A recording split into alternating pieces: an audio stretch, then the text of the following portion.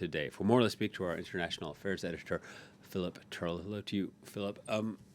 Gorbachev having a complicated legacy, dreamed of reform, but some also blame him for destroying the country.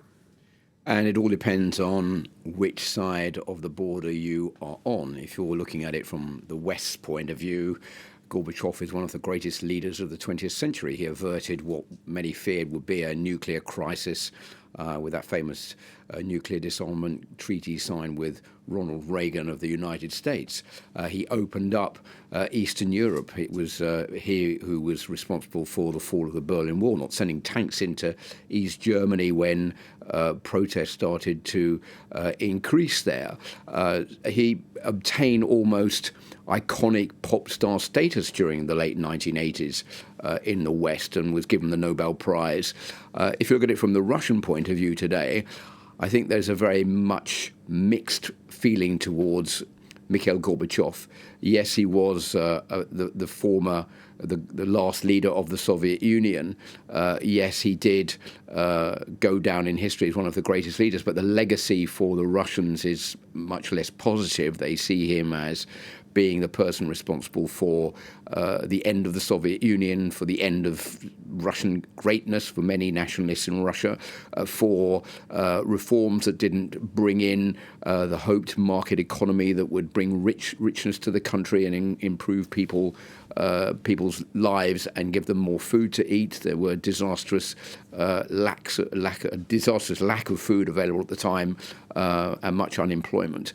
And I think that opened the door to a rise in nationalism that produced Vladimir Putin. So there is a lot of dissension in Russia over the legacy of Mikhail Gorbachev. And you can see that by the way this funeral is being organized today. This is not a state funeral.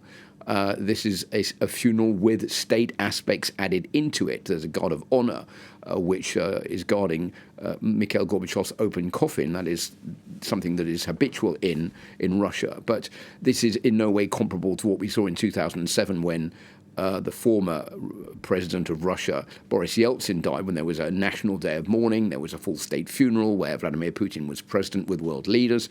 This time round, we're not seeing any of that. Yeah, so with Putin's snub, we have an idea of how he sees Gorbachev. What would the late Soviet leader Gorbachev think of Russia today? Well, I think we know what he thinks of Russia today. I think there's a lot of disappointment. And whereas he was a man who was perceived as having opened the door to freedom, of promoting people's individual rights, of free speech, of being able to move forward, Vladimir Putin is seen as precisely the opposite of someone who has clamped down on free speech, taken away freedoms from people, and wants to recreate the greatness that Russia used to have in his eyes, the former Russian Empire. So the two leaders are really poles apart on what they actually wanted for the Russia or the Soviet Union when they were in power. I think that it's true that concerning the war in Ukraine, although he didn't say it outright, the foundation which was created by Mikhail Gorbachev called as quickly as possible for a ceasefire and for a peace agreement with Ukraine, obviously not in favor of what was going on there. But, for example, Mikhail Gorbachev was not against the taking over of Crimea in 2014 by Vladimir Putin. So there are some mixed signals coming out there, but I think basically the two men, maybe there is a kind of respect deep down, but they are poles apart on what they actually think is the right path forward for their country. Yeah, and given those two different positions on the spectrum, given the complicated legacy, how do you make out the turnout today? Is it in line with what you expected? Did you think there'd be more people or fewer people?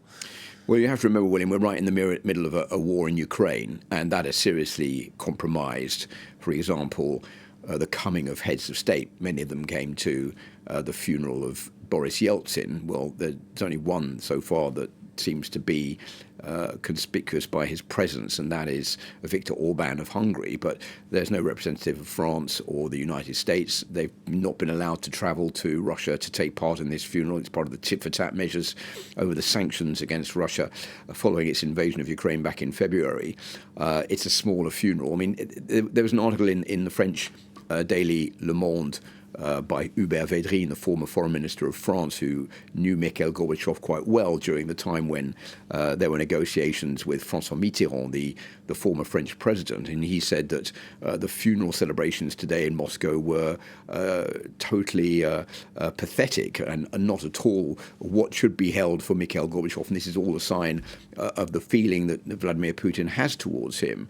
There are people going. There are quite a lot of people who can see in these pictures lining up to pay their final respects to Mikhail Gorbachev. But this is a very small funeral compared to what it could be for someone who's been such a huge historical figure and having so strongly marked by his actions the latter part of the 20th century. Indeed, there's people waiting for the convoy to leave on the way to the cemetery, and we'll be following those proceedings throughout the day here on France 24. Philip, thank you very much. Philip Turle, France 24's International Affairs Editor.